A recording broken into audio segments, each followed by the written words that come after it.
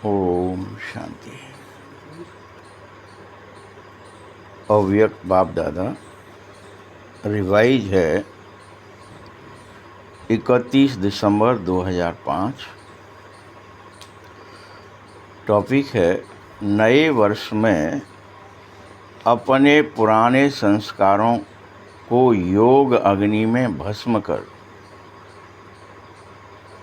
ब्रह्मा बाप समान त्याग, तपस्या और सेवा में नंबर 1 बनो।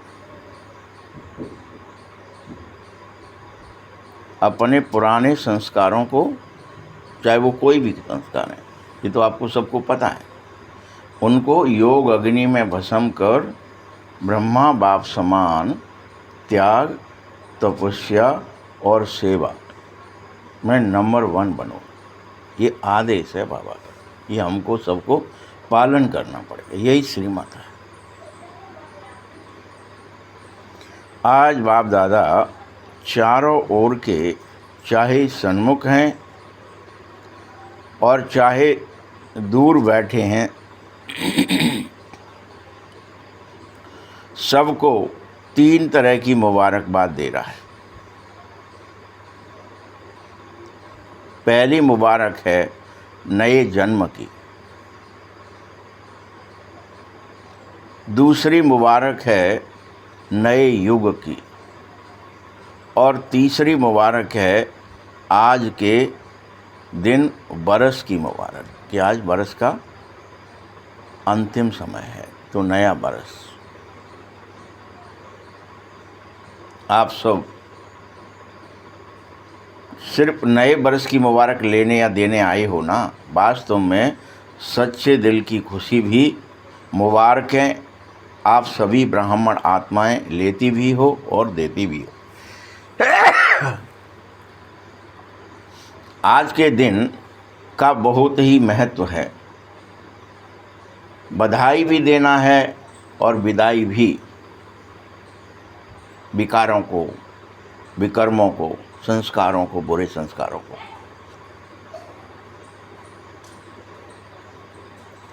तो बधाई और विदाई का संगम युग है ये। आज के दिन जो कहेंगे संगम का दिन, संगम की महिमा बहुत ही बड़ी है।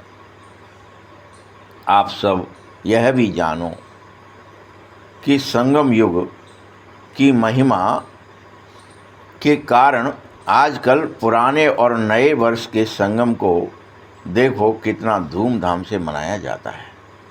ये महिमा एक्चुअल में मनाने की कहाँ की है? संगम की है, पिछले कल्प से भी। इस संगम की वजह से नया वर्ष और पुराने वर्ष का जो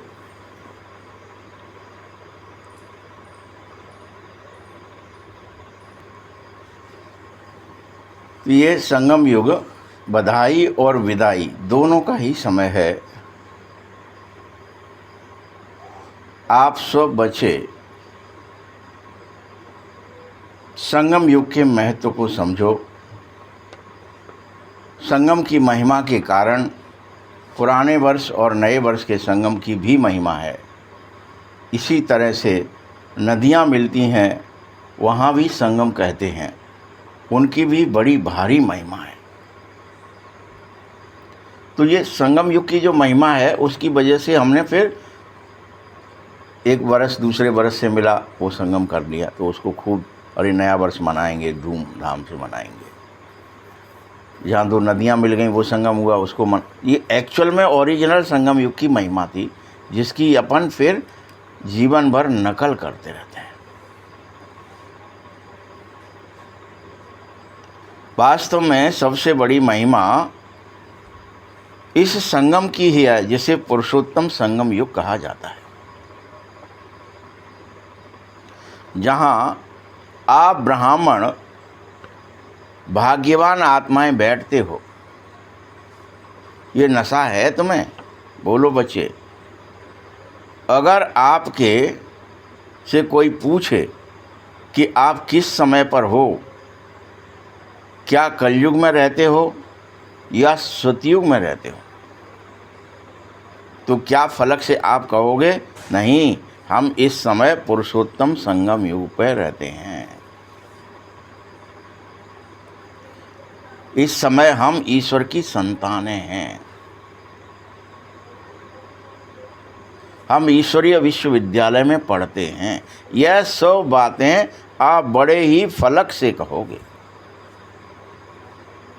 बोलो, है ये नशा कि आप संगम युगी हो, कलयुगी नहीं?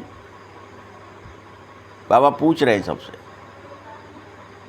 नशा है कि ये नशा भी नहीं है? और इस संगम की विशेष महिमा क्यों है जानते हो? क्योंकि भगवान स्वयं तुम बच्चों से मिलने आता है। यह मेला होता है, मिलन होता है, जो किसी भी और युग में हो ही नहीं सकता। तो मेला मनाने आए हो ना बच्चे?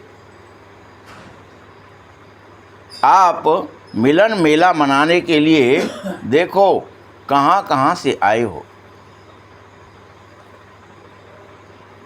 आपने कभी सपने में भी नहीं सोचा था कि ड्रामे में मुझ आत्मा का ऐसा भी भाग्य नूद होगा कि जहाँ मैं पुरुषोत्तम संगम युग पर भगवान से पढ़ूंगा,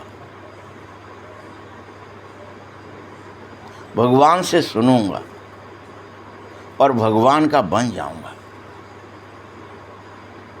क्या तुमने यह सपने में भी सोचा था कि तुम्हारा ड्रामे में ये एक्टिंग होगी?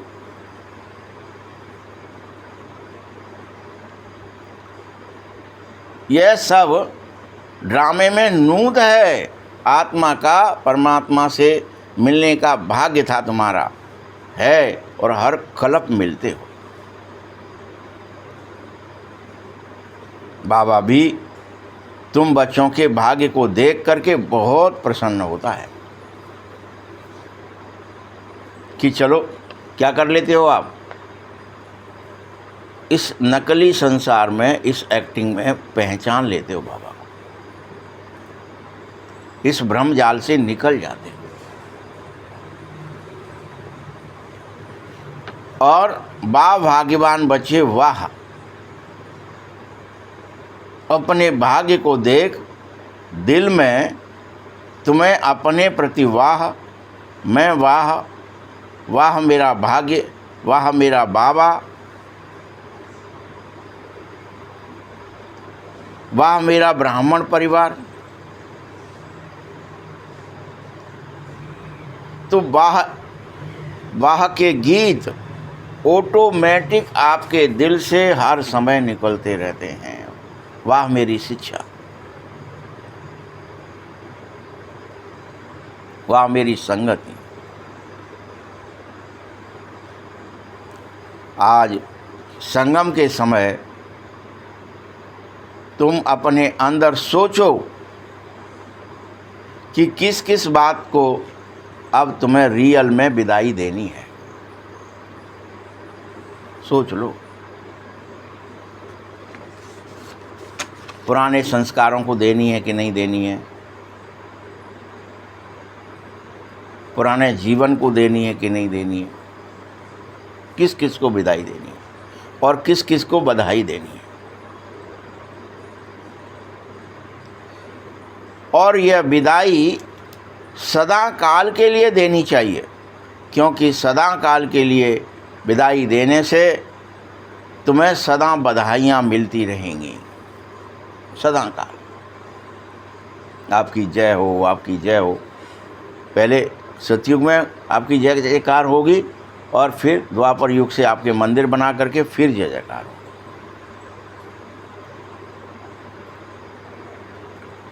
तो ऐसी बधाई दो जो आपके चेहरे को देख करके जो भी आत्मा सामने आवे वह भी बधाइयाँ प्राप्त कर खुश हो जावे।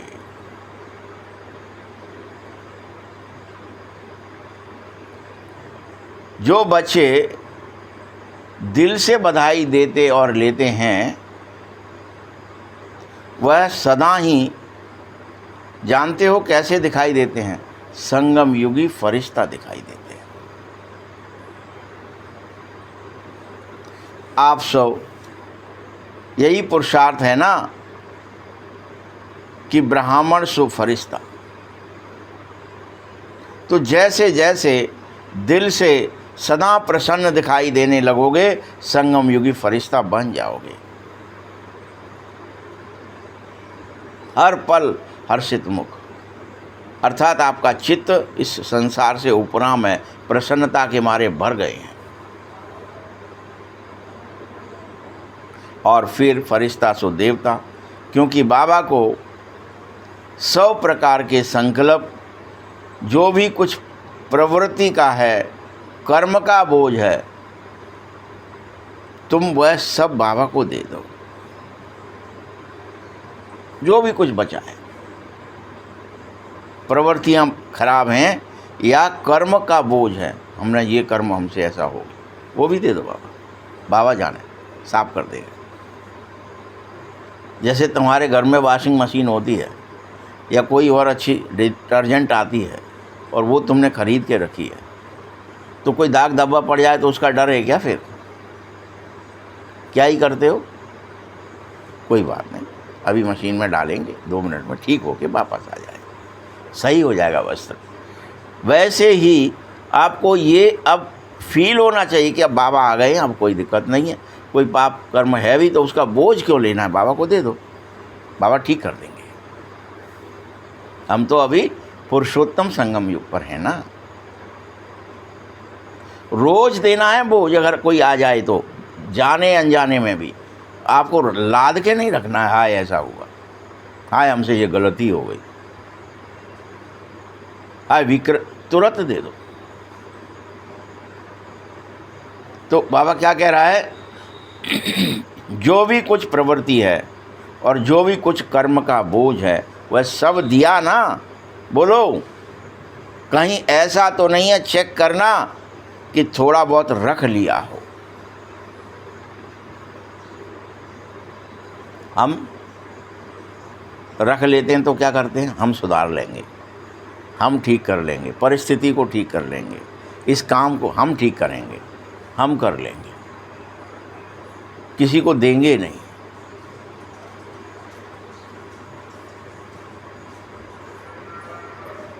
तो क्या गड़बड़ हो जाएगी? वह रह जाएगा।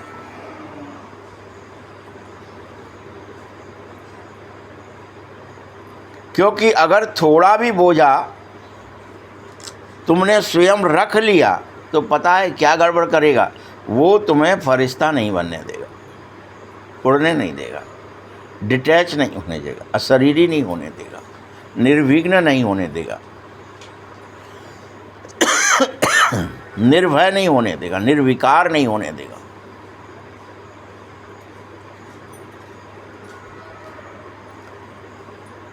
और जब बाप बच्चों का बोझ लेने के लिए तैयार है हर पल,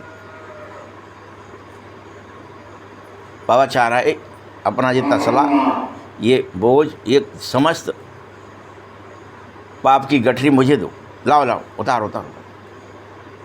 जब बाप लेने को तैयार है तो बोझ देना तब भी मुश्किल हो रहा है क्या? या तो कोई हो नहीं तुम्हारी सहायता करने वाला, तुम बार बार उठाते हो और वो बार बार मिटाता है, लाओ मुझे दे दो मुझे। और हम क्या करते? छुपका लेते, कांख में दबा लेते, हम नहीं दे रहे, नेकात तो रात हुए बनो रंधे तनो, कभी काम आएगा। अगर अंश भी आपने रख लिया तो वंश बन जाएगा, फिर से बोझा पोटला दिखेगा फिर सबको। और हम यही करते हैं जानबूझकर। अरे बच्चों को तो हम सुधार लेंगे, ये फलाना सुहा संस्कार तो हम बैठ लेंगे, इतना तो चलता है थोड़ा बहुत, इसको तो बना रहने देते हैं। यही हमारा फरिश्ता बनने में बहुत बड़ी अड़चन है। मुश्किल को देना नहीं चाहते तुम, मुश्किल को अपने पास रख लेना चाहते। जो कुछ मुश्किल है बाबा को दे दो। बाबा योग लगाना मुश्किल, दे दो बाबा को, वो अपने आप लगा ले। तुम्हें जो मुश्किल लग रहा हो, जो मुश्किल, देना पड़ेगा। लेकिन मुश्किल सहज करते हैं तो समझो। अब बताओ, बोझ दिया है वह सब हाथ उठाओ, किस किसने दे दिया है। आज से शरीर का बोझ, शरीर का क्या होगा, मृत्यु का क्या होगा, जन्म का क्या होगा, सत्युग में जाएंगे नहीं जाएंगे, सारे बोझ बाबा को दे दो। जीवन मुक्ति होगी कि मुक्ति होगी, घर परिवार चलेगा कि नहीं चलेगा, रिश्ते नातेदार ज्ञान में आएंगे नहीं, सब बोझ दे दो बाबा को।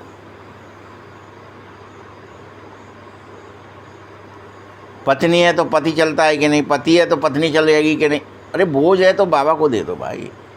बच्चे कैसे निकलेंगे, फलाना कैसे, बिगड़ तो नहीं, बाबा को दे दो। बाबा के बच्चे हैं, बाबा जाने।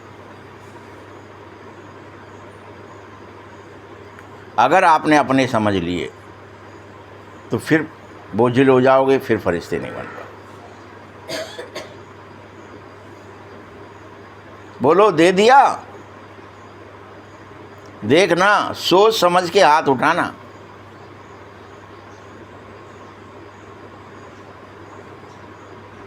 कहीं कोई कखपन रह न जाए, थोड़ा कखपन, ये मेरा है, थोड़ा भी रहेगा, थोड़ा।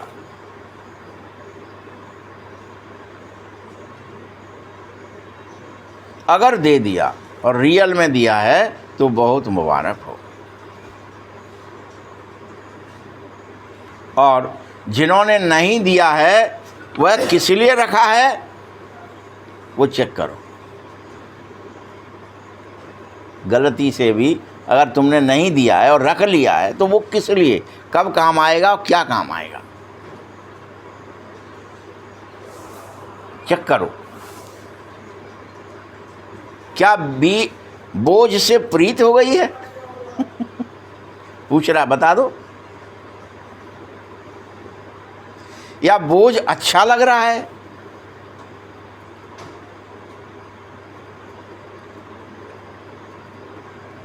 देखो, बाप दादा तो हर बच्चे को एक ही बात कहता है, मीठे बच्चे बेफिक्र बादशाह बन जाओ।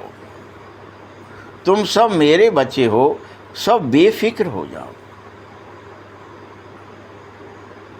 और वो भी साधारण मतलब बादशाह हो जाओ बेफिक्री।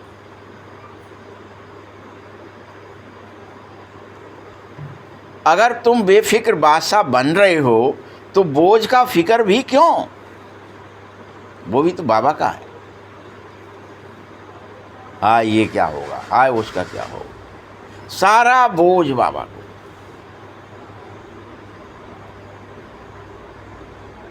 तुम सब के पास बाप क्यों आया है जानते हो? सबका बोझ लेने, उतारने। तुम्हारी गठरियां जो रखे बैठे हो, पाप की गठरी शीश धरी, इनको भस्म करने। तुमसे पहले उतरवाएगा, फिर कहेगा योग, आग लगाओ इसमें योग से। पहले इसको उतारो, फिर आग लगाओ। रो मत, हाय मर गए, शीश पर इतना बोझ है, मेरे ऊपर इतनी जिम्मेदारी का बोझ है, इतना फलाने का बोझ है। और ये बोझ बाबा 63 जन्म से तुम पर देख रहा था, कोई आज की गठरी नहीं है।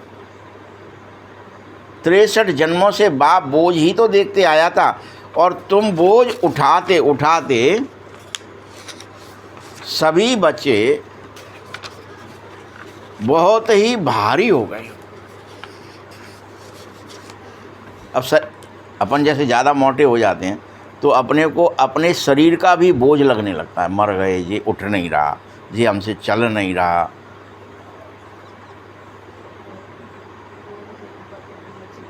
समझ रहे हो? इसीलिए जब बाप बच्चों से प्यार कर रहा है और चाहता है कि मेरा एक एक बच्चा सारा बोझ मुझे दे दे, और फिर भी अगर तुम रख लिया तो क्या बोझ अच्छा लगा? जब पुचकार के पोट के समझा के कि कहाँ रखे हो कफना जरा दे दो। सुदामा का नाटक तो हम बड़ा अच्छा कर लेते सब लोग कि सुदामा जी बड़ा चुपका रहे, बड़ा दुबका रहे, कहीं तकिया के नीचे रख लें, कहीं कांख में दबका लें, कहीं कुछ कर लें, और उसको देखते तो बड़े खुश होते हैं कि अच्छा जी खेल चल रहा है और भगवान जो है इनका बोझ उतारना चाह रहे हैं। लेकिन जब अपनी बारी आती है तो हम चक्कर लो सबके सब कि सुदामा भले ही उसके पास कुछ भी बोझ था, थोड़ा सा ही तले दुबका के रखा था, वैसे हम तो नहीं दुबकाए। और ये नाटक क्यों खेल रहे हो बार बार जो फरिश्ता नहीं बन पा रहे? पूछ रहा है बाबा। तुम्हें पता है सबसे सूक्ष्म जो दिखाई भी नहीं देता बोझ है पुराने स्वभाव और संस्कारों का, जो सब लादे हुए हैं। अब आप ये कहेंगे कि वो तो मुट्ठी भर था इसलिए उसने कांख में दब गया था। आपका तो मुट्ठी भर भी नहीं है, आपका तो कैसा है, दिखाई भी नहीं देता, इतना सूक्ष्म बोझ है जो एक स्वभाव बन के और संस्कार बन के आपके अंदर विद्यमान है, आपकी आत्मा के ऊपर। और वो बोझ स्वभाव और संस्कार का बोझ है, और उसे हर हालत में इस सूक्ष्म बोझ को बाप दादा को तुम्हें देना ही पड़ेगा, स्वाहा ही करना पड़ेगा यज्ञ में। बाबा ने हर बच्चे को इस वर्ष यही काम दिया है, 1 साल दे दिया है तुम्हें। क्या करेंगे साल भर? अभी से ही, इसी दिन से, आज से ही, कि पूरा बरस बार बार कोई भी पुराना स्वभाव और संस्कार है उसे निकाल के बाहर जला दें। कहते हैं ना, जैसे वो कबाड़े की चीज़ फलानी जगह पड़ी है, कोई अलमारी में घुस गई है, कोई टाँड़ पे गिर गई है, कोई छत पे चली गई है, ढूंढो, निकालो, बाहर फेंको, नहीं चाहिए। तो घर से तो आप करते हो कबाड़ा, ठीक, बेच देते हो, निकाल देते हो, बोतलें पड़ी हैं, खाली हो गई, डब्बे पड़े हैं, पन्नियाँ पड़ी हैं, वो सब निकाल दो भाई। वही हमारे अंदर संस्कार और स्वभाव के रूप में अति सूक्ष्म रूप में पड़ी है।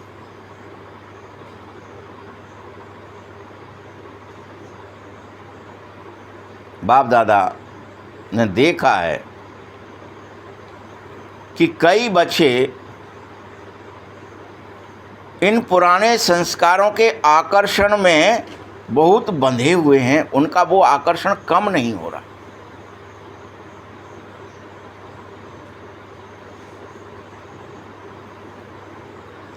कोई पुराने आकर्षण इसलिए भी रखे हैं कि पुराने संबंधों से भी आकर्षित हैं कि वो अभी बात करेगा तो उसे चुगली तो करनी पड़ेगी, उस किसी की निंदा वो करेगा तो मुझे भी एक दो की तो निंदा करनी पड़ेगी, इसलिए वो संभाल के रखी है। किसी का फ़ोन आएगा और वो फिर कुछ बात होगी तो उसमें बात में बात तो मिलानी पड़ेगी।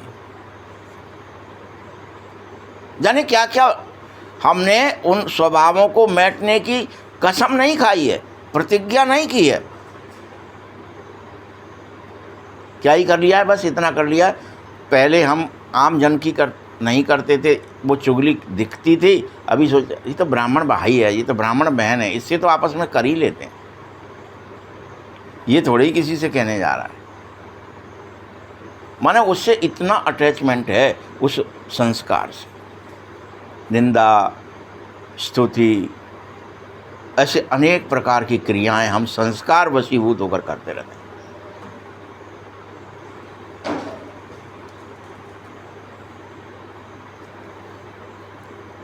लेकिन पुराने संस्कार और उनका बोझ अभी भी बाप दादा ने देखा है कि मेजॉरिटी आत्माओं में रह गया है।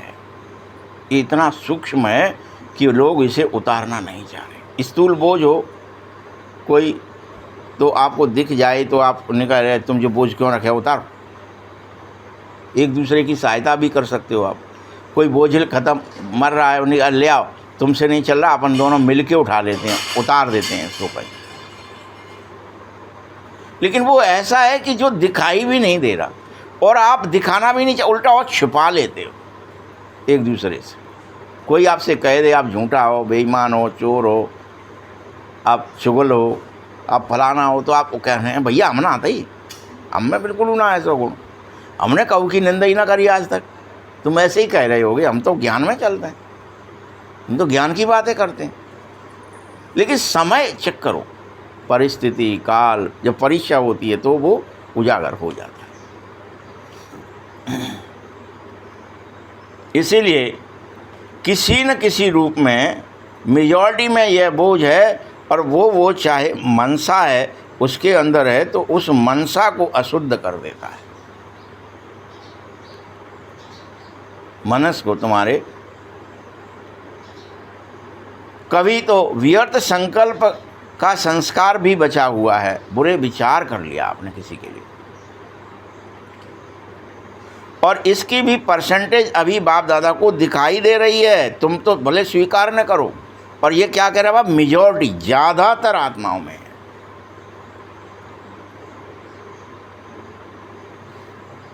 इसी तरह बाप दादा ने देखा है कि वाणी में भी अनेक प्रकार के संकल्प विकल्प के संस्कार हैं। बुरा बोल देना, गाली दे देना, झूठ बोल देना, वाणी तक है, वो सिर्फ सोच तक नहीं है, वो बोल में भी है। किसी कोई ने कहा तो आपने झट निंदा कर दी। वाचा में भी दिखाई दे रहे हैं, और अनेकों के तो इतने ज़्यादा बड़े हैं जो संबंध और संपर्क में भी कोई न कोई संस्कार अभी भी दिखाई दे ही जाता है बाबा को। तुम बच्चों को भी दिखाई देते हैं, लेकिन तुम उन्हें जानबूझकर भल अनदेखा कर रहे हो। अगर बारीकी से देखोगे तो प्रत्येक आत्मा को अपने संस्कार स्वभाव में जो मूलभूत परिवर्तन है, जो कलयुगी संस्कार हैं, जो विकारी संस्कार हैं, स्वभाव हैं, वो चाहे विचार में है या भावना में है, वह अभी मिटे नहीं है।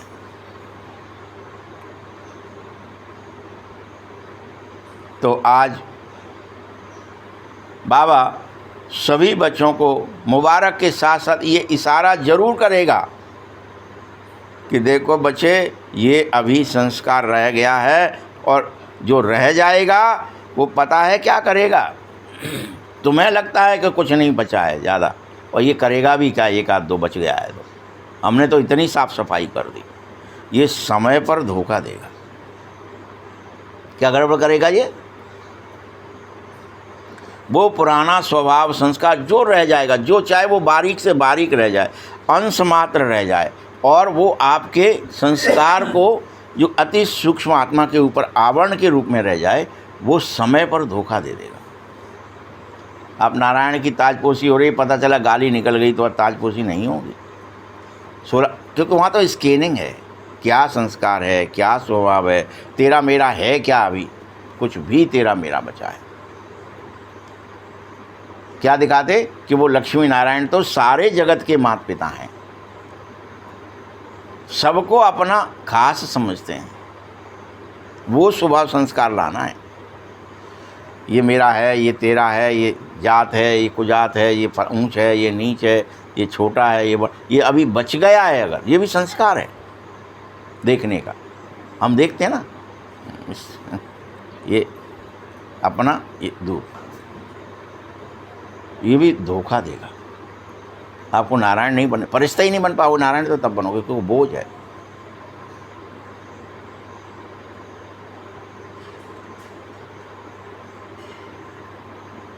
तो धोखा तो देगा ही, और धोखा देने के अनेक स्वभाव और संस्कार निमित्त भी बन जाएंगे। इसीलिए आज ही कहता हूँ, सारे संस्कारों का दाह संस्कार कर दो। क्या कर दो? बुराई के जितने संस्कार हैं इनका क्या कर दो। अपन क्या करते हैं, शरीर ख़त्म हो जाता है, कोई काम का नहीं रहता, फिर कहीं रख लेते हैं, क्या डमी बनाते हैं क्या। पता है कि ये आज भले बदबू नहीं आ रही है, कल से आएगी, परसों से रह नहीं पाएंगे आप, और पूरा घर बीमार हो जाएगा। ये इतना नुकसान कर, यही तो पता है, तभी तो आप कहते हो जल्दी करो कि इसका संस्कार करो। वैसे ही कुछ भी रह गया कल को, तो जो आएगा कल जब आप सतयुगी बनने जा रहे होंगे, वो बदबू मारेगा।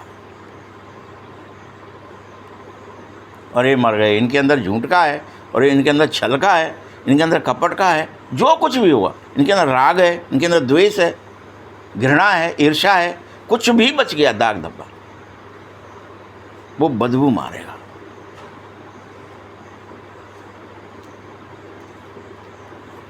इसीलिए तुम सब अपने हर संस्कार को जानते भी हो, छोड़ना भी चाहते हो, उससे तंग भी हो। क्या क्या कह रहा है बाबा?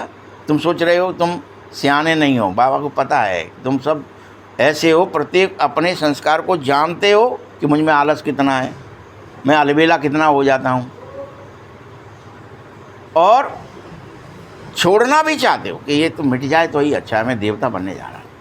अभी भी मेरे मुंह से गाली निकल ही जाती है, अभी मेरे फलाना मैं क्रोध कर ही देता हूँ, अभी किसी न किसी बात में लोभ आ ही जाता है।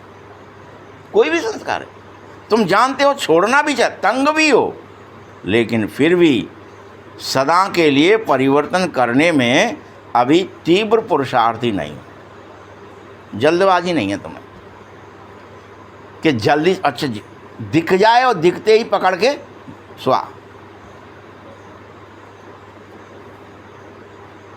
क्या ये सोच रहे हो? अच्छा दिख गया है, बना रहने दो, कल देखेंगे। यहाँ पर कोई जाला दिख जाए, कोई कुछ मकड़ा दिख जाए, आप क्या ही करते हो, लाओ झाड़ू पट्ट से जो पटक देता है वो सोचता आज तो नहाए रहे, आज तो फलाना कर रहे, कोई दिमाग में बहाना आएगा, कल देखेंगे, तो फिर वो बना ही रहता है। वैसे ही हमारे अंदर है, ये अंदर की चेकिंग है। यहाँ ऊपर की चेकिंग तो बाहरी दृश्य जगत में दिख जाते हैं कि जाले पड़ गए हैं, कि ये फलाना एक कीड़ा है, कि ये इसको हटाना है, ये गंदगी है। लेकिन अंदर की गंदगी, अंदर के कीड़े, अंदर के जाले, ये सदा काल के लिए परिवर्तन करने होंगे। उसके लिए तीव्र पुरुषार्थी बनो। अभी तुम तीव्र नहीं हो, सो पता है आपको, ऐसा नहीं तंग हो आप सब हो, लेकिन आपको अभी भी क्या नहीं है, जल्दबाजी नहीं है कि ये ख़त्म हो जाए, ये निकल जाए, ये उतर जाए मेरा बोझ।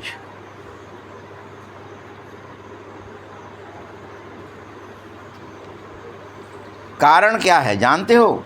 कारण यही है कि जैसे रावण को मारा भी तुमने, लेकिन सिर्फ मारा नहीं जाता है, रावण को जलाया भी जाता है। एक बाण मारेंगे और फिर वो मारेंगे नहीं, उसको जलाएंगे भी। ऐसे ही अभी तुम मारने के लिए पुरुषार्थ करते हो, थोड़ा बेहोश भी करते हो किसी संस्कार और स्वभाव को कभी कभी। मर नहीं रहा तो लठ तो दे दिया मैंने इसमें आज। मैंने टोका तो इसको देख तो लिया ही आज, इसके ऊपर मेरी निगाह तो पड़ेगी कि ये अंदर पड़ा हुआ है। तो बेहोश करने की कोशिश करते हो, तुम्हारे को इससे काम नहीं चलेगा। तुम्हें सिर्फ बीच बीच में बेहोशी होगी तो बीच बीच में वह उठ खड़ा होगा। तुम्हें हर स्वभाव और संस्कार को जो कि आपके लिए बाधा है, वो दैत्यपना है, उसको जला दीजिए, उसे संपूर्ण रूप से भस्म कर दीजिए, रह न जाए। सिर्फ बेहोश मार देने से भी काम नहीं चलेगा, मार देने के बाद जला देना है।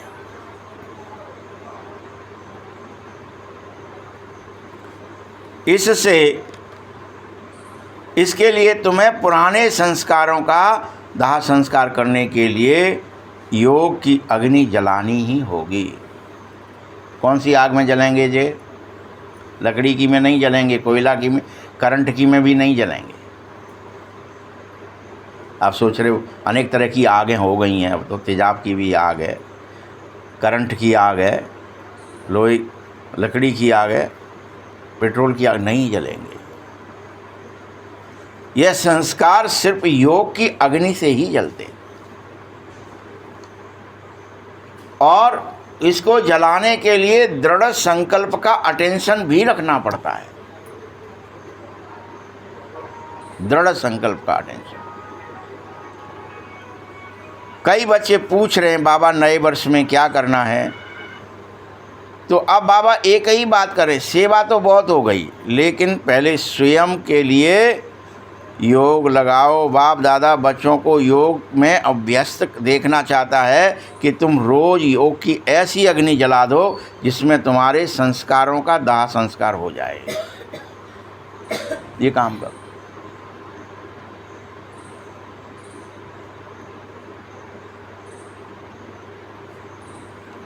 अमृत बेले भी बहुत पुरुषार्थ करते हो, लेकिन आपको योग तपस्या तप के रूप में नहीं, प्यार से याद जरूर करते हो, रूहान भी अनेक करते हो, कोई शक्ति लेने का अभी भी अभ्यास करते हो, लेकिन यह सब पावरफुल याद नहीं है। पावरफुल याद वही होगी जब आप एक एक संकल्प को भी, संस्कार को विदाई दे दो, उसे भस्म करवाओ। योग कोई भी विकार का संस्कार, बुराई का संस्कार, माया का संस्कार रह न जाए, इसकी विदाई हो जाए, ऐसा नहीं है। विदाई होगी तो वापस आएगा, ये मरे जले भस्म हो जाए योग की आग में। बाबा को ऐसा योग चाहिए आपका। अब आप योग को अग्नि रूप बनाओ। योग बहुत हो गया, पहले हम योग लगा रहे हैं अमृत बेले प्यार पाने के लिए लगा रहे हैं, शक्ति पाने, ये सब खत्म करो। अब किसके लिए योग लगाना है? आग जलाने के लिए लगाना है। कैसी आग जले? जिसमें संस्कार का दाह संस्कार हो जाए।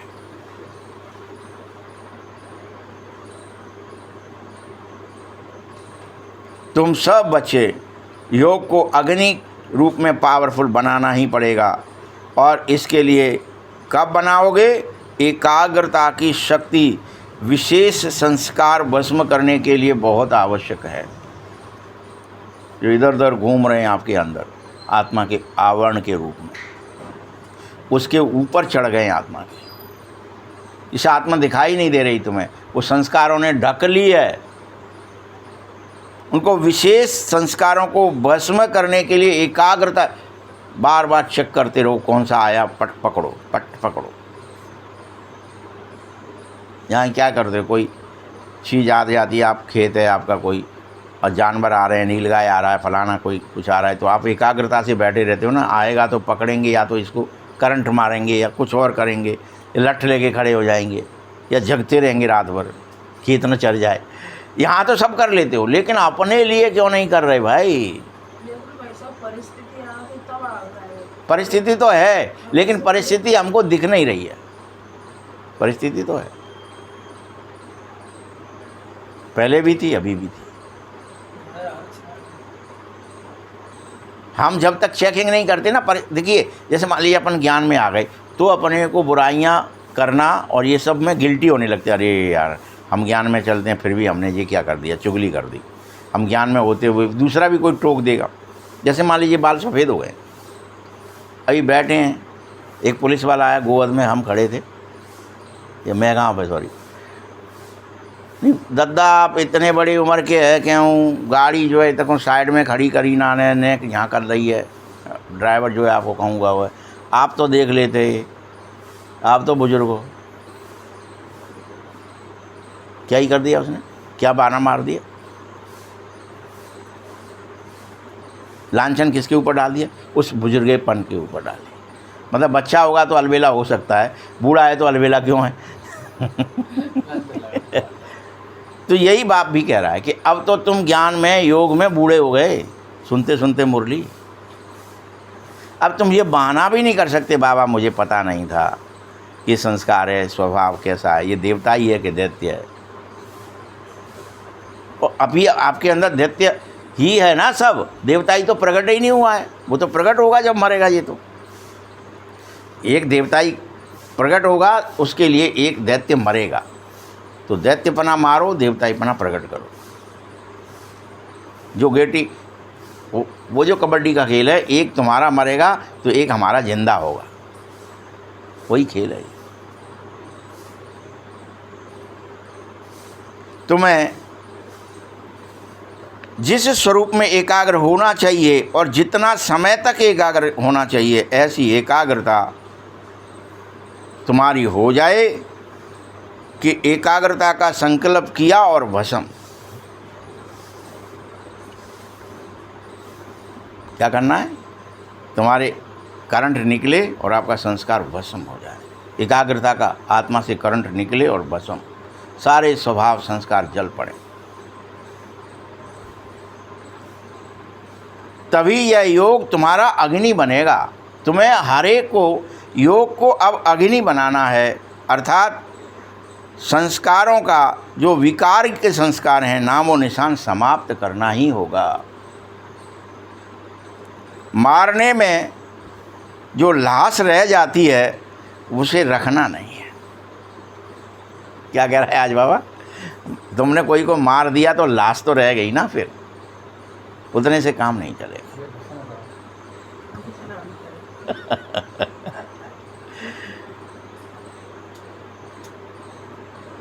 भस्म करने के बाद ही नामो निशान खत्म होता है। इसीलिए क्या दिखाते रावण को? क्यों भस्म कर दिया, क्यों आग लगवाई उसमें? अभी तक भी क्यों आग लगाते हो आप, रावण बनाते हो, जलाते हो? तो कि रावण बार बार वो मारते थे और फिर जिंदा हो जाता था। क्या दिखाया है कि भगवान ने अनेक बार उसको मारा। तो अब भगवान तो मारते नहीं, कौन मारेगा? आपको हमको मरवाएगा। भगवान ने किससे मरवाया? भगवान ने मारा या राम जी ने मारा? तो राम जी कौन हो? आप सब पुरुषार्थी बच्चे ही तो राम जी हो। तो आप मार रहे हो, ज्ञान से मार रहे हो रोज। तो क्या दिखाया कि वो सुमेरु पर्वत जितने हो गए कट कट के, लेकिन वो मरा नहीं। वो मूर्छित होता, थोड़ी देर में फिर से जिंदा हो जाता, फिर मूर्छित होता, फिर जिंदा हो जाता। क्षण मात्र के लिए भी पता ही नहीं चलता था, फ्रिक्शन ऑफ सेकंड में पैदा हो गया फिर से। यही तो दिखाया है ना। तो इसीलिए बाबा क्या कह रहे हैं कि तुम नामो निशान समाप्त करो। मारने से, लाश से कुछ नहीं होगा। भस्म करने के लिए तुम्हें अग्नि जलानी होगी योग की, और उसका नामो निशान खत्म करना होगा। इस वर्ष को योग को पावरफुल स्टेज में लाने के लिए ही मनाओ। ये वर्ष तुम्हारा, ये साल तुम्हें योग को अग्नि बनाने के लिए यूज करना है, जिसमें संस्कार भस्म किए जा सकें। संस्कार मारने तक अभी आप चले थे आज तक, जितने भी काम। अरे वो संस्कार मेरा क्रोध का तो मर गया, थोड़ी वो लोभ का मर गया, वो आया बड़ी ज़ोर से, लेकिन चूंकि मुझे ज्ञान याद आ गया, बाबा ने ये कहा है, तो वो ठंडा हो गया मेरा ये। अब हम नहीं कर पाते क्रोध, या अब हम ऐसे। तो इससे क्या हो रहा है? बार बार सिर्फ आप उसे बेहोश कर रहे हो, या आप वो आपको देख के लौट रहा है, बट है, जिंदा है। मोह है, ईर्ष्या है, राग है। अब बस आपका क्या हो गया है, अभी आपको लगता है कि अब वो ईर्ष्या है, लेकिन हम ज्ञान में चलते हैं तो वो ईर्ष्या अब हमारी दिखाई नहीं दे रही। देखो अब लोग हमको क्या कहने लगे हैं, बड़े भारी दयालु हो, फलाने हो, अब तो आप बड़े योगी हो गए हो, अब तो आप बदल गए हो। ऊपर से हम मौन हो गए हैं, ऊपर से ज़्यादा बकड़ बकड़ नहीं कर रहे, लेकिन अंदर तो सब पड़ा है, मरा एक भी नहीं। तो इस वर्ष आपको ये जिम्मेदारी है, जिस स्वरूप में रहना चाहो, आप सब मास्टर सर्वशक्तिमान हो, तो अपने उस स्वरूप को ऑर्डर करो। चाहे वो काली स्वरूप हो, दुर्गा स्वरूप हो, आपका जो स्वरूप प्रकट होना। नहीं कि दैत्य मर ही नहीं रहा है, ये तो एक खून भी की बूंद टपकती है, ये 10 पैदा हो जाते हैं एक में से। अब मैं कहाँ तक मारूं? ये तो रक्त बीज बन गया है, ये तो फलाना। तो क्या ही करो, कौन सा स्वरूप याद लाओ? मैं तो खप्पर वाली हूँ, मैं सबको भस्म कर, मैं आग भी जलाऊंगी और मैं पीऊँगी भी, टपकने नहीं दूंगी। मैं अपना संस्कार फिर से बोने नहीं दूंगी अपनी आत्मा के ऊपर, नया नहीं पैदा करूंगी कोई बुराई का संस्कार। होने ही नहीं दूंगी कोई दैत्य प्रवृत्ति, सबको काली बन खा जाऊंगी। यही तो दिखाया। महाकाली बन जाओ। तो कब बनोगे? कोशिश तो कर रहे हैं। ये बात किसका युद्ध है? किसी दैत्य का है क्या? हमारा ही, हमारे अंदर संस्कार का युद्ध है जिसे हमें खत्म करना है। वो आएगा, भागेगा, वो अपनी शक्ति दिखाएगा, वो तुम पर हावी होगा। संस्कार क्या करते? कई बार हमें ही मार डालते। तो हमको दिखाया, चाहे राम जी के रूप में दिखाया तो उनने के वो नाग आए और डस ले गए, वो सब मूर्छित हो गई पूरी सेना सहित। या कहीं कोई दिखाएंगे, कहीं कोई दिखाएंगे। हर युद्ध में दिखाया जाता है कि परास्त भी होते हैं। देवताएं लोग तो हाल ही परास्त हो जाते हैं, देवताई गुण तो वो तो भाग ही जाते हैं।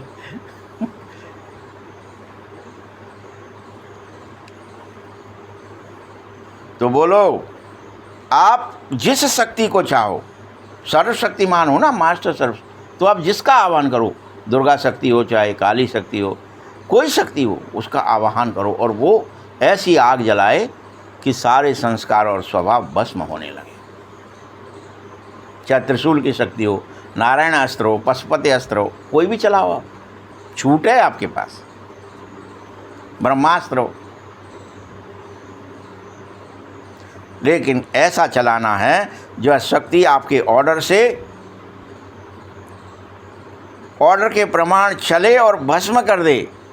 अभी क्या होता है, आप शक्ति आपके ऑर्डर में नहीं है और फिर आप क्या सोचने लगते हो, ये तो मुझसे नहीं हो पा रहा है, क्रोध तो मुझसे भस्म ही नहीं हुआ, ये तो आ ही गया, मैं क्या ही करूं, कहाँ से आ जाता है पता ही नहीं है, होता नहीं है। दिन भर जब कोई दिलाता है, देखो मुझे आ जाएगा, और आ जाता है और चढ़ बैठता है।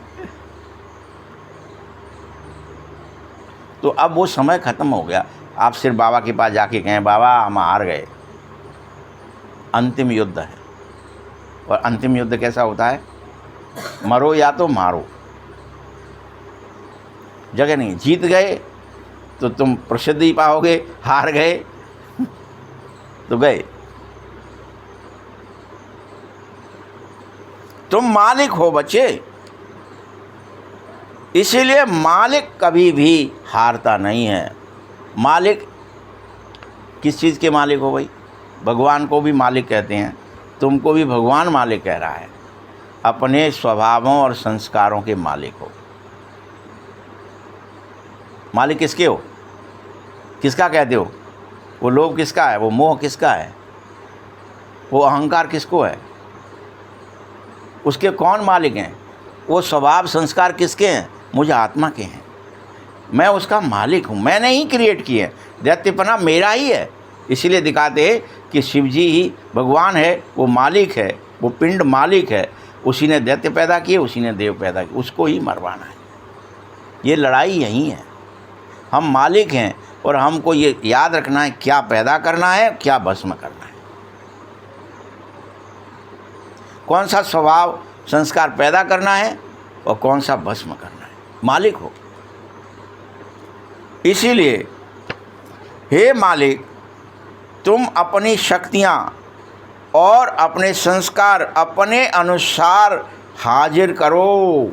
तुम मास्टर सर्वशक्तिमान बाप दादा ने देखा है कि अभी भी पुराने संस्कारों का कुछ न कुछ अंश इसीलिए रहा हुआ है कि वह बीच बीच में वंश बन कर के फिर से उचक जाता है। हे मालिक, अब इसे भस्म, ये अंश भी भस्म कर।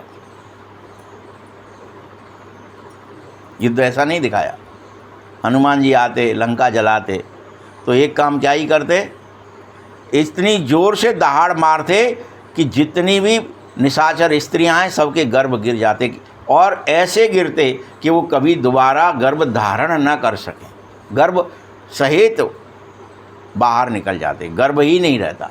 कहते ना, वो फलाने जिसमें बच्चा पैदा ठहरता है उसको निकलवा देते हैं आजकल ऑपरेशन करके लोग। वैसे उनकी दहाड़ से सारी निशाचरियों के गर्भ निकल गए और फिर कोई पैदा ही नहीं हुआ गर्भ से। ऐसी स्थिति, तभी तो योग बल से पैदा करने पड़े देवता।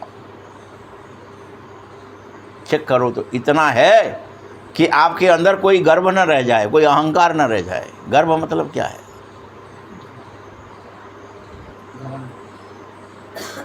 जिसमें कोई पुराना स्वभाव और संस्कार पल रहा हो। हमें गर्व है, हम राजा हैं, और फिर इसलिए हम तो जा कर के लोग पशुओं की हिंसा करेंगे, हम तो शिकार खेलने जाएंगे। काहे का गर्व है भाई?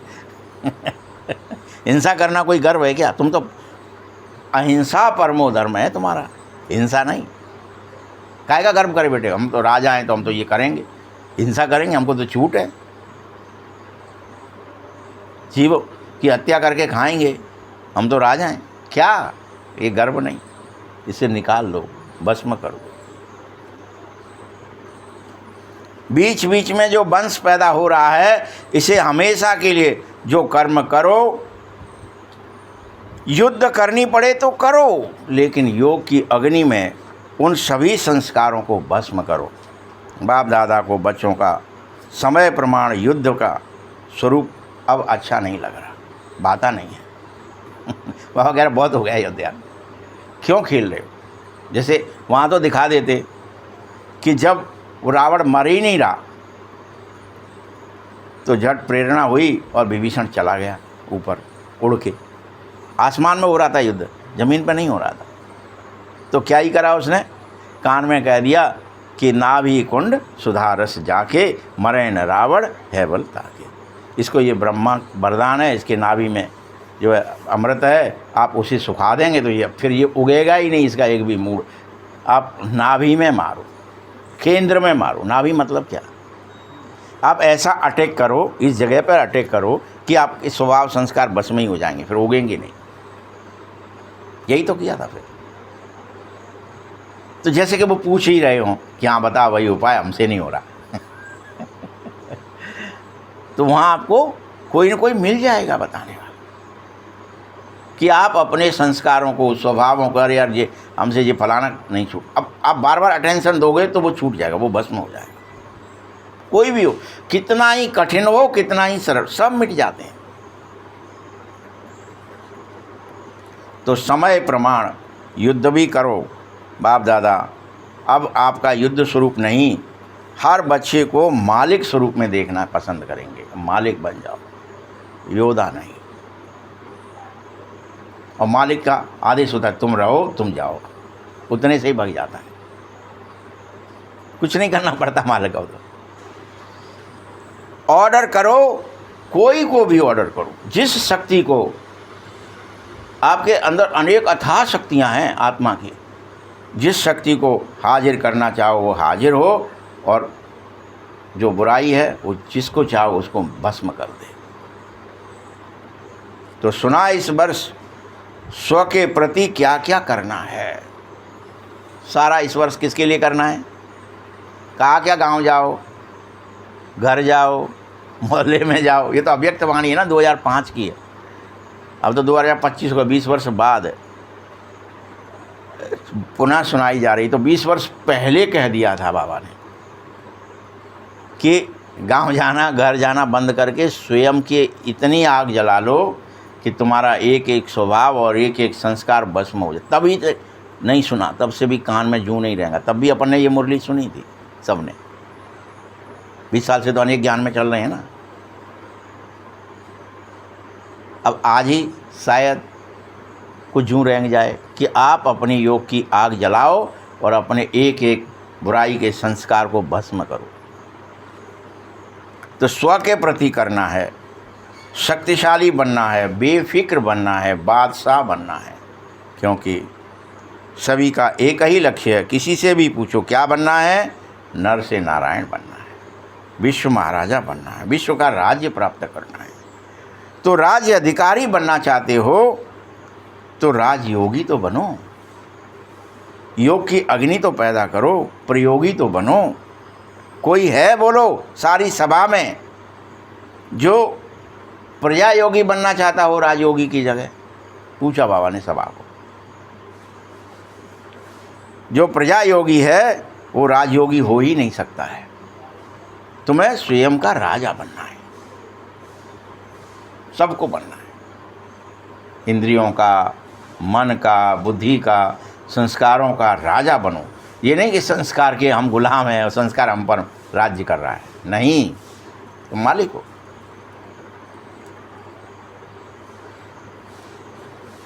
बोलो टीचर्स, तुम में से तो कोई नहीं है। टीचर्स को आपने अलग से पूछा, पता चला स्टूडेंट को पूछ रहे हैं टीचर्स में भरा पड़ा है तो गड़बड़ हो जाएगी ना।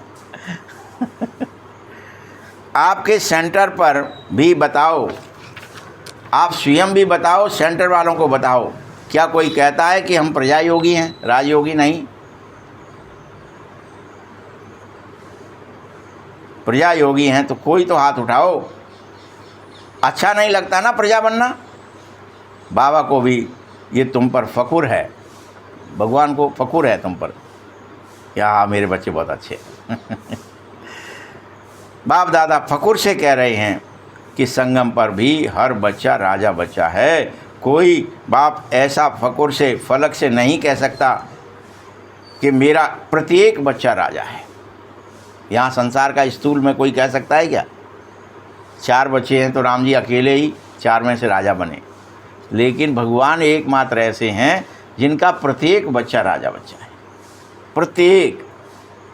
तो भगवान को ये फखुर है।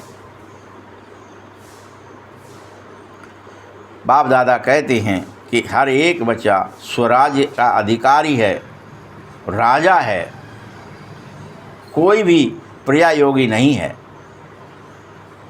लेकिन प्रजा योगी तो कोई है भी, अगर तो हाथ नहीं उठाया है ना तो राजा फिर हो गए ना। लेकिन ऐसा ढीला ढाला राजा नहीं बनो। कई लोग प्रजा योगी हैं, बनना नहीं चाहते, लेकिन फिर भी बने पड़े हैं, तो बाबा उनके लिए कह रहा है ये ढीला ढाला राजा बनना ठीक नहीं लग रहा मुझे, कि तुम्हारा संस्कार पर शासन नहीं हो पा रहा है, या तुम्हारा स्वभाव तुम्हें गड़बड़ कर रहे हैं, तुम्हारे कोई भी मन गड़बड़ कर रहा है, बुद्धि गड़बड़ कर रही, नहीं चलेगा। ऑर्डर करो, अगर किसी को भी वो आवे नहीं, कमज़ोर राजा मत बनो, पीछे वाले राजा मत बनो। पीछे वाले राजाओं का क्या होता है, ज़्यादातर कोई मानता ही नहीं है ऑर्डर। पकड़ में आ जाए तो फांसी है, नहीं आएगा तो क्या फांसी है, विद्रोह भी करते। तुम सब राजयोगी हो ना, ऊपर में बैठे, गैलरी में भी बैठे, सब बताओ। बहुत सारे भाई बहन हजारों की संख्या में हैं, बाप दादा देख रहे हैं, कोई हाथ उठा नहीं रहा। ऊपर वाले तुम उठाओ, सबका लास्ट टर्न है ना, तो 3 महीने बाप दादा दे रहा है आज से, ठीक है? दे दें, होमवर्क देता हूँ, और बीच बीच में होमवर्क की पेपर भी जमा करनी होगी तुम्हें सबको। आज से प्रतिज्ञा कर लो सबके सब, यहाँ भी कर लो, अभी फिर से हॉल में कर लो, इस हॉल में, कि हम 3 महीने के अंदर राजयोगी बन के दिखाएंगे, मन बुद्धि संस्कार पर काबू पर पूरी तरह से कंट्रोल करके दिखाएंगे, योग की अग्नि जलाएंगे और सारे बुराई के संस्कारों को, स्वभावों को भस्म कर देंगे। ये होमवर्क देते हैं। 3 महीने में हर एक अपना अपना चार्ट चेक कराना कि वास्तव में मैं मास्टर सर्वशक्तिमान हो गया हूँ। प्रत्येक को बाबा ने आदेश दिया, प्रत्येक को हमको क्या बनना है, क्या बन के दिखाना है, मास्टर सर्वशक्तिमान। मात्र 90 दिन, 3 महीने क्या, घंटों में कैलकुलेट करना हो, घंटों में कर लो, इतने देर बाद तुम्हें मास्टर सर्वशक्तिमान बनना। फिर नहीं कह सकते आए बाबा ये स्वभाव ने मेरे को पटक दिया, ये संस्कार ने पटक दिया। किसी भी कर्मेंद्रिय को, किसी भी शक्ति को जब ऑर्डर करें, और जो ऑर्डर करे प्रैक्टिकल में ऑर्डर माना जाए। ये नहीं कि हमने बुलाया किसी को, आ कोई गया। जो शक्ति, चाहे दुर्गा शक्ति है, काली शक्ति है, जिसको मैं ऑर्डर करूं वही आए। हनुमान शक्ति है, गणेश की शक्ति है, हर एक जिसको मैं ऑर्डर करूं वो आए, मेरा कहा माने और उस समस्त दैत्यों को भस्म कर दे। बोलो कर सकते हो? 3 महीना कोई भी पुराना संस्कार फिर तुम पे वार नहीं करे, कर सकते हो? फिर से बाबा ने पूछा। अलवेले मत बनना, कर लेंगे, 3 महीने तो डले हैं। परीक्षा घोषित भी हो जाती है ना, तो हम क्या करने लगते हैं, पास हो जाएंगे, पढ़ तो रहे हैं, फिर से किताब लेके बैठ जाते हो। ऐसे काम नहीं चले, अलवेले मत बनना। अनेक बच्चे तो रॉयल अलवेले बन जाते हैं, हो जाएगा, देख लेंगे, कर लेंगे, कह दिया बाबा ने ना, अब तो हो ही जाएगा, बाबा भी तो सपोर्ट करेगा।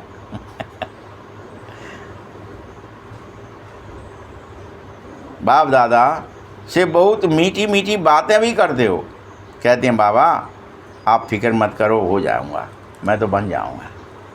ऐसे भी कहते हैं, नहीं बाबा आप चिंता मत करो, मैं तो बन जाऊंगा। बाप दादा क्या करेगा, सुन सुनकर मुस्करा देगा बस।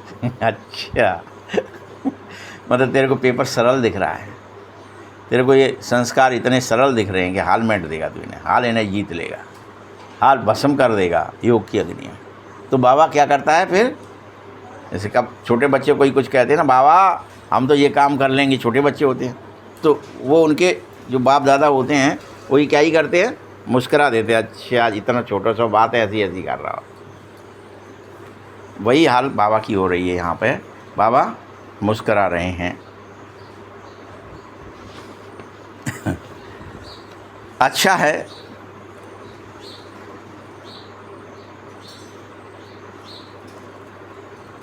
करना ही है, चाहे कुछ भी सहन करना पड़े, कुछ छोड़ना पड़े, कोई हर्जा नहीं है। पक्का करोगे ना, टीचर्स तुम भी करोगे ना, चलो बहुत अच्छा है। समस्त कर्मेंद्रियों की चेकिंग करनी है। ये ताज वाले बच्चे क्या करोगे, छोटे बच्चे ताज पहन करके सामने बैठे थे हॉल में, उनसे बाबा ने पूछ लिया, ताज तो अच्छा पहन लिया है, लेकिन अब ताज पहनने से तुम्हें करना पड़ेगा। तुमने पहन तो लिया, ये हम राजा बन गए, तो राजा बनकर राज्य करना पड़ेगा।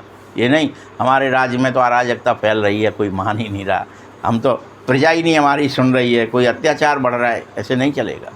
अगर तुमने ताज पहना है तो क्या हो गया फिर, तुम्हारी शासन करने के लिए ताज पहना है तो जिम्मेदारी है कि कोई अराजकता ना फैले, कोई अत्याचार ना हो, कोई पापाचार ना हो, कोई भ्रष्टाचार ना हो।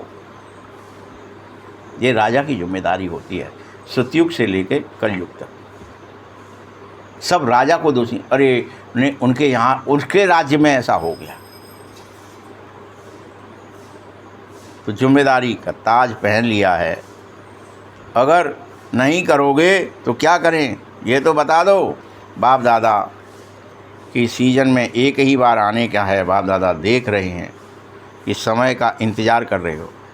आप समय का इंतज़ार करने वाले नहीं, इंतज़ाम करने वाले बन जाओ सबके सब।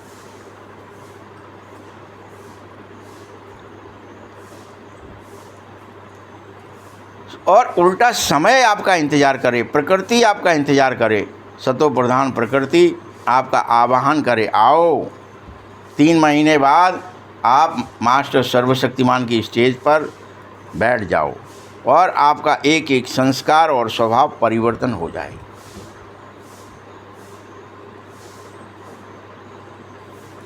ना आलस रहे, ना अलवेलापन रहे, कुछ भी ना रहे जो पुराना है।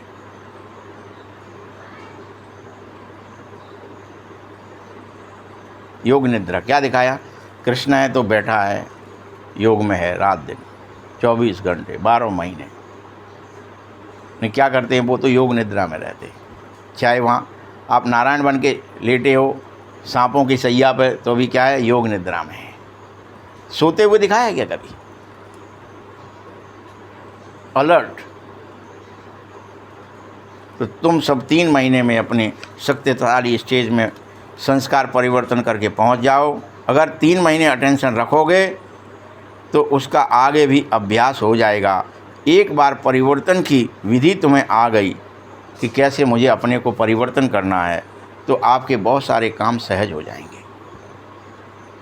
आपको ट्रिक आ जाए बस। अब आप समय का इंतज़ार नहीं करो, आप तो इंतज़ाम करो।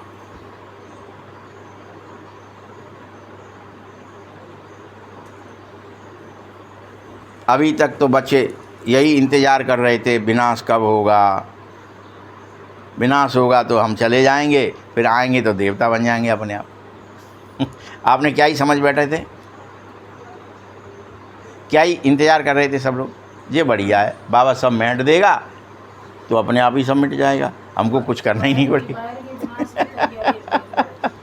और उससे खुश हो रहे हैं कि ये सब मिट जाने से हमारा अंदर का मिट जाएगा। ऐसा नहीं होगा, हमारे प्रत्येक के अंदर अपने स्वभाव और संस्कार, उनको हमको ही मिटना है। हमारे बीज के अंदर जो कीड़े लगे हुए हैं वो फिर से हमारे पूरे वृक्ष को खा जाएंगे। तो हमको कैसा बीज बनाना है अपने आप को? जब आप बीज, जो रोज़ाना किसान हो आप सब, तो पता है ना आपको कि जब आप बीज बोने के टाइम पे आते हो तो कहाँ से लाते हो बीज फिर?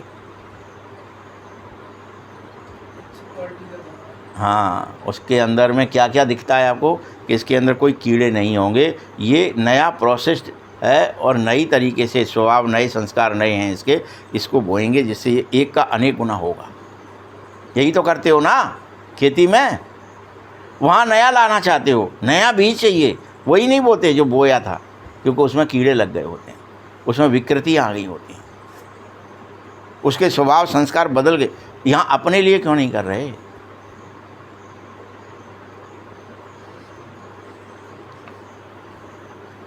तो बाहर से नहीं बोलते, अंदर बात करते हो आप। पता है नहीं कब विनाश होगा, 2 साल में होगा, 10 साल में होगा, कितना साल और लगेंगे। अरे बच्चे, उससे तुम्हें क्या फ़र्क पड़ेगा? तुम अपना काम तो कर, तू समय का इंतज़ार क्यों कर रहा है कि विनाश होगा तो अपने आप बदल जाएगा, तब का मैं इंतज़ार कर रहा हूँ। इंतज़ाम कर, समय का इंतज़ार मत कर, इंतज़ाम कर कि मुझे अपना एक एक स्वभाव संस्कार 3 महीने के अंदर मैट करके, 3 महीने का टाइम दिया सिर्फ बाबा, 4था महीना अब नहीं मिलेगा, ये लास्ट है, तीसरी बार। पहले व्यक्त मुरली, फिर अव्यक्त मुरली, अब रिवाइज अव्यक्त मुरली। इसके बाद नहीं है टाइम। बाप से पूछते हैं तारीख बता दो, थोड़ा सा बता दो, 20 वर्ष लगेंगे कि 10, कितना समय लगे? बाप दादा बच्चों से प्रश्न पूछ रहा है आज, आप सब बाप समान कब बनोगे बता दो, तो फिर मैं बता दूंगा विनाश कब होगा। बाबा ने क्या कहा? आप सबको कैसा बनना है, पहले आप मुझे बता दो, आप मेरे जैसे कब बन जाओगे, बाप समान कब बन जाओगे, उसी दिन विनाश हो जाएगा। आप बता दो, अब सब बाप समान, निराकार, निर्विकार, निरअहंकार, कब बन जाओगे?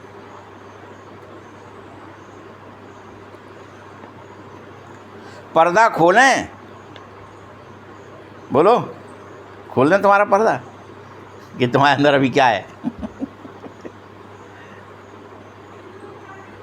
खोलेंगे तो कोई कंघी कर रहा है, कोई फेस में क्रीम लगा रहा है, अगर कोई एवर रेडी है, कोई नहीं था।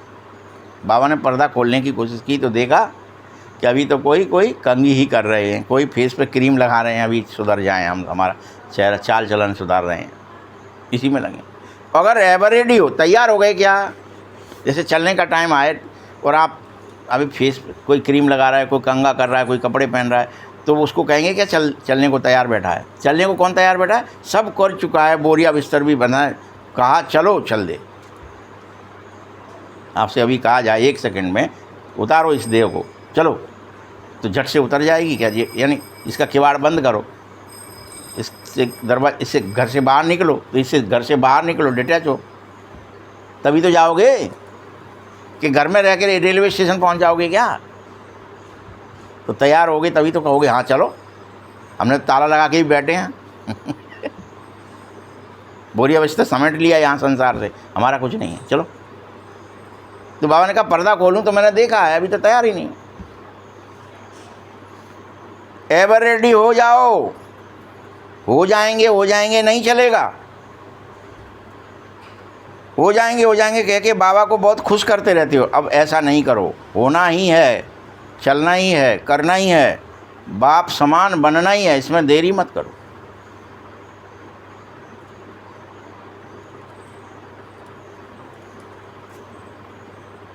तभी तो सब हाथ उठाने लायक बनोगे।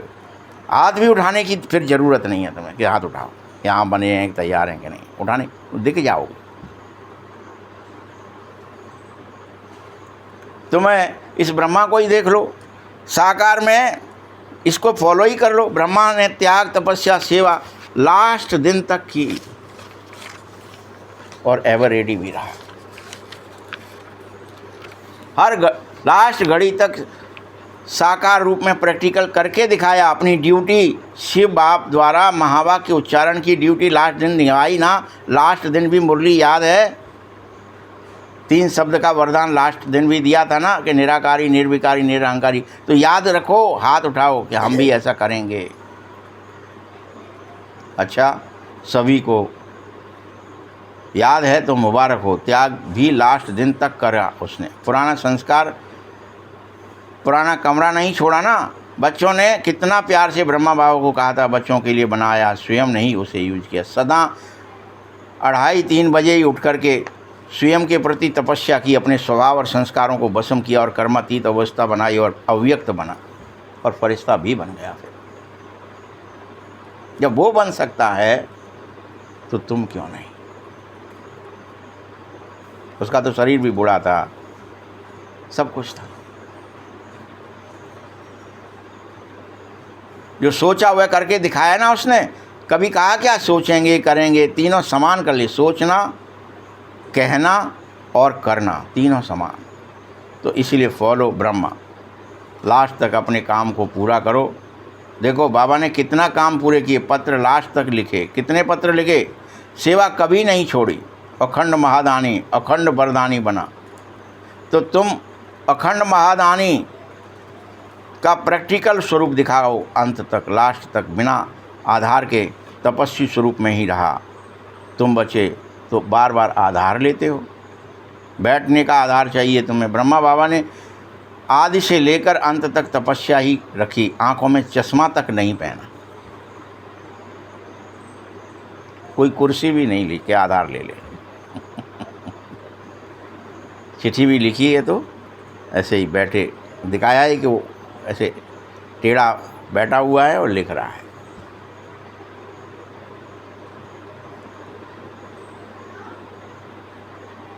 पुराना शरीर दिन प्रतिदिन प्रकृति, हवा, पानी दूषित हो रहा है। इसीलिए बाप दादा आपको कह रहे हैं तुम इस शरीर का आधार अब मत लो। चश्मा पहनते हो भल पहनो, लेकिन शक्तिशाली स्थिति जरूर बना लो। बाबा चश्मा की नहीं बना, पता चलो उतार दे, चश्मा नहीं पहनेंगे, ब्रह्मा ने नहीं पहना था। इसलिए शक्तिशाली स्थिति की जरूरत। सारे विश्व का काम समाप्त करो। बाप दादा आपसे प्रश्न पूछता है, बताओ आप संतुष्ट हो गए क्या सारे संसार से कि सारे काम धंधे मेरे मिट गए, मुझे कुछ नहीं करना है, मुझे तो बाबा को याद है। हो गया क्या? पूछ रहा है सबसे, बताओ। क्या तुम अब संतुष्ट हो गए कि पूरा विश्व का कल्याण मैंने कर दिया? तुम अपने काम से संतुष्ट हो गया? तुम्हारी जिम्मेदारियां पूरी हो गई क्या? तुमने ताज तो पहन लिया जिम्मेदारी का, लेकिन जिम्मेदारी पूरी करी? बाप दादा आपसे पूछ रहे हैं, जो समझते हैं कि विश्व कल्याण का काम हमने पूरा कर लिया, वो हाथ उठाओ तो जरा। एक भी नहीं है ना, तो कैसे कह रहे हो कि विनाश हो जाए? तुम अपनी जिम्मेदारी पूरी नहीं करना चाहते और विनाश चाहते हो। अपना काम तो पूरा करो। काम तो पूरा ही नहीं किया अभी तक भी। अच्छा, चारों ओर के सदा उमंग उत्साह में बढ़ने वाले, सदा हिम्मत से बाप दादा की पदम गुना मदद प्राप्त करने वाले, सदा विजयी रतन, हर कल्प में विजयी बनने वाले अभी भी हैं और हर कल्प विजयी रहेंगे। ऐसे विजयी बच्चों को सदा एक बाप दूसरा न कोई, न संस्कार की आकर्षण हो न संस्कार की आकर्षण हो, दोनों आकर्षणों से मुक्त रहने वाले बाप समान बच्चों को बाप दादा का याद प्यार और नमस्ते। बाप समान बच्चों को बाप दादा का याद प्यार और नमस्ते। सबको नहीं, हम बच्चों की तरफ से भी बाबा को बहुत बहुत याद प्यार और नमस्ते। वरदान है, सदा काल के अटेंशन द्वारा विजय माला में पिरोने वाले बहुत समय के विजयी भव। बहुत समय के विजयी विजयमाला के मण के बनेंगे। विजयमाला के लिए सदा बाबा को सामने रखो। जो बाबा ने किया वह हम करें। हर कदम में जो बाप का संकल्प वही बच्चों का संकल्प हो। जो बाप के बोल वही बच्चों के बोल हो जावें, तभी तो विजयी बनोगे। अटेंशन सदा काल का रहे। तुम्हें योग की अग्नि सदा काल जलानी है और अपने एक एक स्वभाव और संस्कार को भस्म करके राज्य और भाग्य को प्राप्त करना है फिर से। क्योंकि जैसा पुरुषार्थ होगा वैसी ही प्रारब्ध मिलेगी। सदा का पुरुषार्थ है तो सदा ही राज करोगे और भाग्य मिलेगा, सदा मिलेगा और मिलता रहेगा पूरे कल्प भर। अंतिम समय भी राजा ही बनोगे जाके। और संगम पर भी राज ठाट बाट का राज जियोगे, कोई दुख नहीं आएगा। अच्छा, स्लोगन है सेवा में सदा जी हाजिरी करना है, यही प्यार का सच्चा सबूत है। ओम शांति।